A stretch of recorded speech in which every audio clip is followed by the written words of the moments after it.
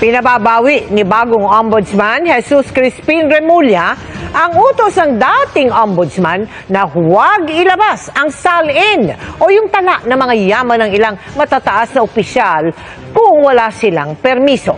Kung sakali may sa publiko na ang salin ni na dating Pangulong Rodrigo Duterte, dating Vice President Leni Robredo, pati ang kinapangulong Bongbong Marcos at Vice President Sara Duterte. Nakatutok si Joseph Moro. Unang araw sa opisina ng ikapitong ombudsman na si Jesus Crispin Remulla at sa simula ng 7 taon niyang termino, isa sa mga una niyang gagawin ang pagbawi sa isang Memorandum Circular No. 1 Series of 2020 ng pinalitang si Samuel Martires. Sa utos kasing yan ni Martires na isang Duterte appointee, ipinagbawal ang paglalabas ng Statement of Assets, Liabilities and Net Worth o SALN kung walang permiso ng may-ari nito. Sa Ombudsman Central Office pa naman isinusumite ang SALN o tala ng mga yaman at utang ng mga Pangulo, Pangalawang Pangulo at mga pinuno at miyembro ng mga Constitutional Office, Ombudsman at mga deputies nito. Pero kahit bago pa ilabas ang circular ay hindi na isinasa publiko ng Ombudsman ng SALN na mga opisyal para sa taong 2018. Kaya nga 2017 SALN na ni dating Pangulong Rodrigo Duterte ang huling nakita ng publiko. Pero sa pagbaliktad ni Remulla sa dating patakaran ni Martires, mabubungkal na mga SALN na hawak nito na mula pa taong 2015.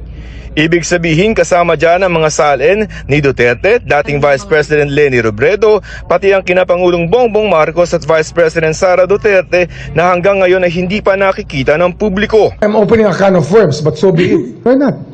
Ano yan public information na nga yan nahanap natin We talk about transparency, let's go all the way. PBBM, Oh, kasama kami dyan. Kasama kami lahat dyan. Vice President. Ano lang may re-redact lang tayo. Siyempre may mga privacy matters. Sa susunod na linggo na maglalabas ng memorandum si Ombudsman Remulla para ipatupad ang kanyang pulisiya na buksan ng SALN sa publiko. We need requesting parties to ask for the information. Wag naman blanket. Baka naman hingin nyo sa amin yung buong file. Mahirap yan, di ba? Hindi naman tama. Tsaka baka ma-weaponize. Ang kailangan dyan, may undertaking. There are things that you have to keep secret for national security purposes. Ombudsman din ang nag-iimbestiga ng mga reklamo kaugnay ng katiwalian at magdedesisyon kung may sapat na kasong may sasampa sa Sandigan Bayan. Sa flood control projects sa Limbawa, iniimbestiga na nito ang inihaing reklamo ng Department of Public Works and Highways o DPWH noong September 11 laban sa ilang opisyal ng DPWH at ilang mga pribadong kontraktor.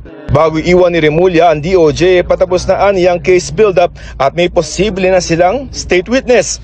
4 na dating DPWH official at 3 private contractor ang nag-a-apply na maging state witness. May isa na kaming nako-consider. Isa pa lang. Nakipagpulong din si Remulla sa Sandigan Bayan para tingnan kung pwedeng bumuo ng special division na walang ibang lilitisin kundi mga kaso kaugnay ng flood control projects. Para we can ask for a continuous trial. So there will be no delays in the hearings.